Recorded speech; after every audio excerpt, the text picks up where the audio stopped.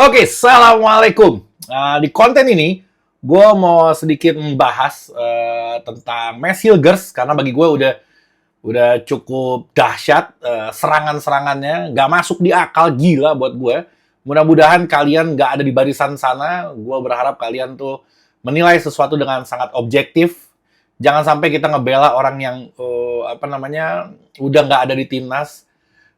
Sampai-sampai mengharuskan kalian menghujat orang yang masih ada di timnas, ditambah kita butuh sama mereka.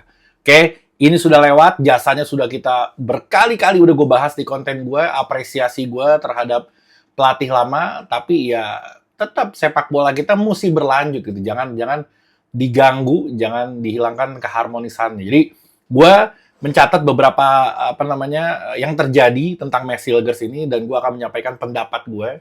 Tapi sebelum gue mulai, gue minta sama kalian, bahkan gue terima kasih sama kalian yang udah subscribe, yang udah like juga video gue, berarti banget. Gue minta sekali lagi buat kalian di subscribe juga, dan di like juga video gue. Sama ini, parfum yang di belakang, Alkas Parfum punya gue ini, kalau kalian beli satu, masih mendapatkan gratis satu. Kualitasnya luar biasa, bagus banget barangnya, gue gak akan ngejual yang KW-KW. Harganya oke, dan dapat gratis lagi. Jadi silahkan cek di keranjang sini atau kalian ke deskripsi, gue taruh linknya di deskripsi. Oke, gue mau langsung mulai, dan gue ingin kasih paham orang-orang yang heran gue. Jadi mencintai itu harus lebih ke timnas dibanding ke personalnya. Siapapun dia, mau itu pemainnya, mau itu pelatihnya, mau itu manajernya, mau itu ketua umum PSSI-nya, tapi kita harus mencintai timnasnya dibanding personalnya.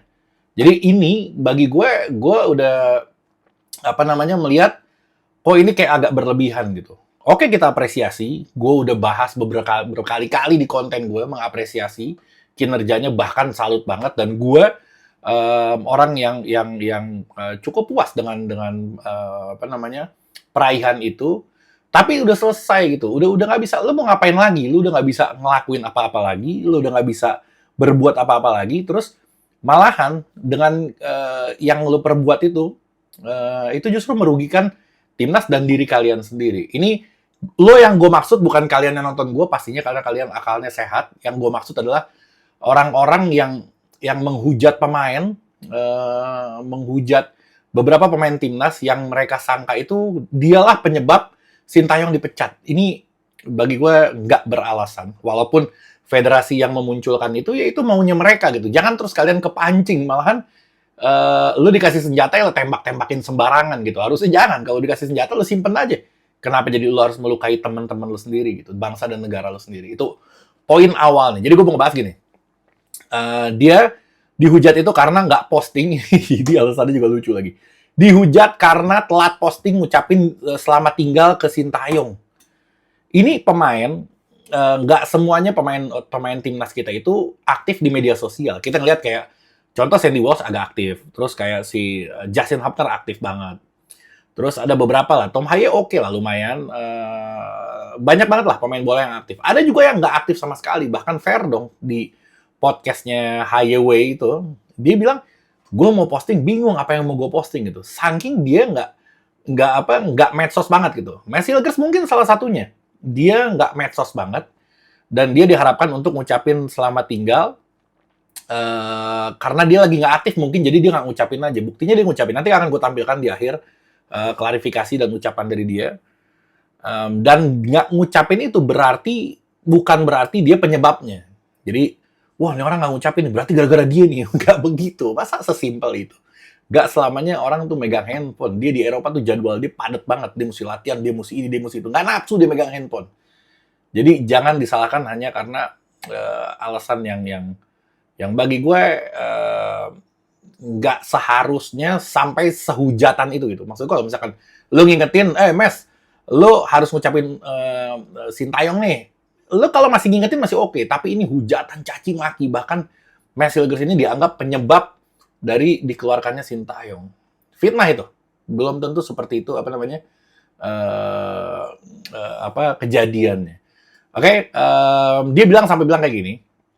Kata dia, dia bilang bahkan saya belum lama mengenalnya karena saya hanya pernah dilatih 1 kali dan 1 pertandingan. Jadi dia cuman ketemu sama Sintayong itu 2 pertandingan aja. Bahkan yang di pertandingan keduanya dia juga nggak full juga. Jadi ini yang gua khawatirkan, gua udah ngomong di konten-konten sebelumnya, ini yang gua khawatirkan kalau keharmonisan dari timnas ini terganggu dengan adanya hal-hal yang seperti ini gitu. Kalau udah mereka di federasi atau di mana-mana bikin gaduh, ya jangan ikut-ikutan, jangan ditambahin keruh gitu. Kita harus yang menetralisir. Sulit diterima, gue juga sulit menerima itu, tapi gue mencoba untuk menetralisir supaya nggak tambah parah gitu kejadiannya. Yang di medsos gila banget gitu.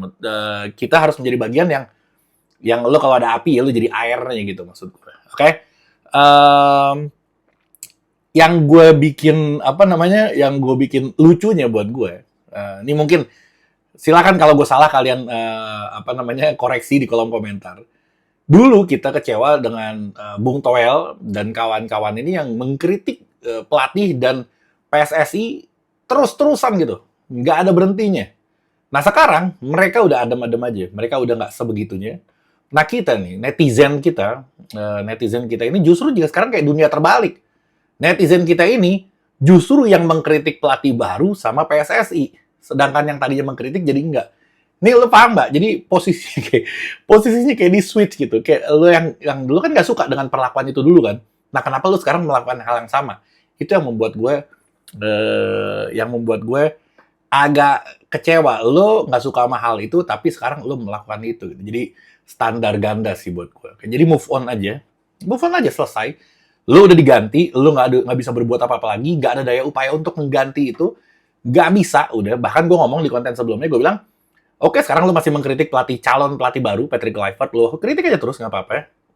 Dengan harapan nggak jadi, itu masih sah-sah aja menurut gue. Tapi ketika dia diresmiin, setelah posting Instagram, setelah dia tanda tangan kontrak, stop sampai situ, selesai udah. Ngapain lagi? Nggak ada manfaatnya lagi kalau sampai kita terus-terusan menghujat. Sampai kapan?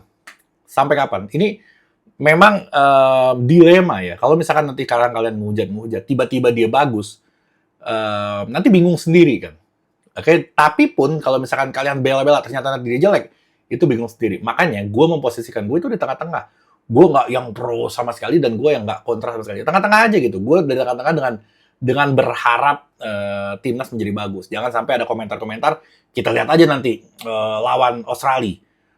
Kita lihat, jadi kayak ada harapan kalau lawan Australia main jelek kan jadi kacau semua itu. Jadi tetap aja lu biar lu nggak suka sama si pelatih ini, ya harapan lu tetap timnas main bagus. Jangan sampai karena lu nggak suka, lu berharap timnas main jelek supaya dia dipecat. Gila itu.